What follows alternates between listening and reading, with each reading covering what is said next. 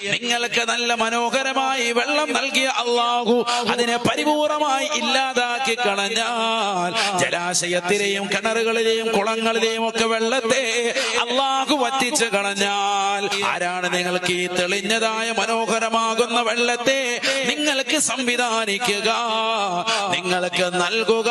പറയൂ. സൂറത്തുൽ മുൽക്കിന്റെ അവസാനത്തെ ആയത്താണ്. അല്ലാഹു നിർത്തുന്നത് ഇങ്ങനെയാണ്.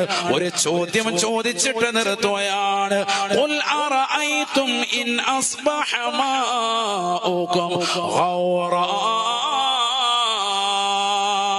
ഫമൻ യഅതീകും ബിമാഇൻ മഈൻ. മനോഹരമാകുന്ന കുടിവെള്ളം നിങ്ങൾക്ക് ആരാണ് സമ്മാനിക്കാനുള്ളത്? ആരാണ് കൊണ്ടുവന്ന് നൽകാനുള്ളത്?